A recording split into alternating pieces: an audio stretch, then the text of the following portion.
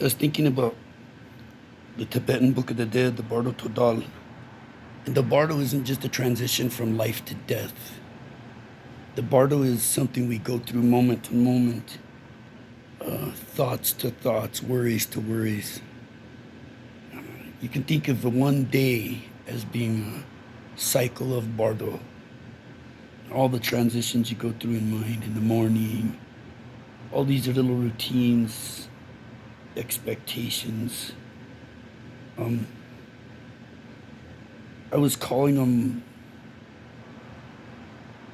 mental myths we live by from moment to moment.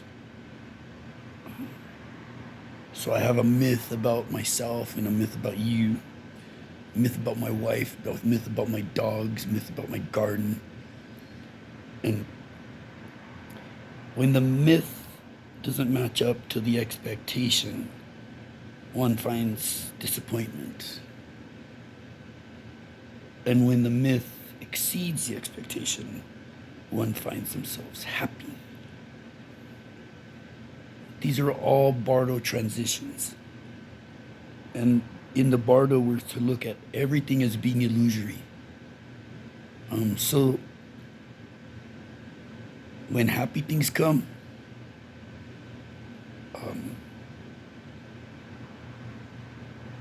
non-attachment. When bad things come, non-attachment. Ambivalent is perception. Ambivalent response.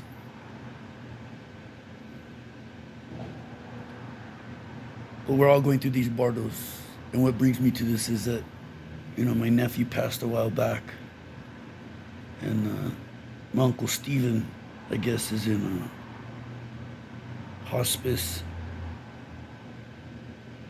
Last year, my neighbor friend Frank, just immediately, 3 days after hearing he was dead, they told him he was sick, and boom, 3 days later, gone. It's all Bardo. But you should never get in people's way.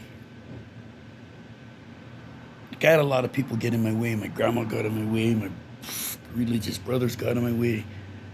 Ignorant people, poor people, rich people fucking with me. It's like unreal how many people fucking try to shit on somebody just trying to do a life. But it's all Bardo. And so what I've been doing is Tonglen and Chod. Tonglen, I breathe in all the things that they did, all the things that I did, all the things that I expect, even my little moment-to-moment myths, whatever comes up, be they good or bad, breathe them in, as in dark smoke, and breathe them out as in light, or send in vajras. Sometimes if I have a problem or a situation, I just fill them with vajras and then just drop them like a gunny sack, unzip, onto the ground, like coins. Mentally, you see it's empty. That problem isn't exist, it's just your fucking mind. But we all have a lot of mind in this world. And that's why it's not so great sometimes.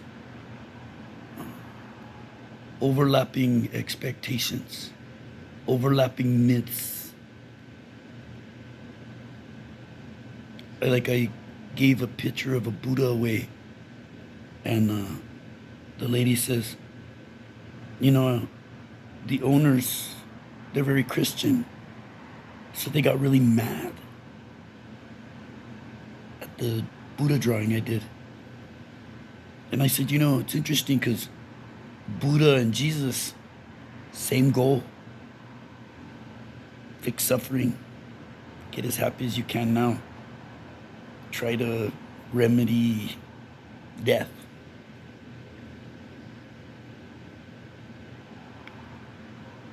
That's the point, isn't it? It's just as simple as that.